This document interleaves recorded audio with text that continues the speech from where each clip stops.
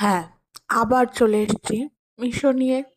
আমাকে সবাই বলে, "বাপরে তুমি মিশো থেকে এত কেনাকাটি করো।" কি করব? সস্তায় সুন্দর মজবুতের একটাই ডেস্টিনেশন, সেটা হচ্ছে মিশো। তাই আমিও ঘুরে ফিরে যেই মিশোতেই চলে যাই। তো এবারে যেটা অর্ডার করেছিলাম সেটা হচ্ছে ল্যাপটপ রাখার ব্যাগ। তো এই ফার্স্ট যেটা অর্ডার করেছিলাম সেটার উম খুব বাজেট ফ্রেন্ডলি, ৳২০০ র মধ্যে ছিল।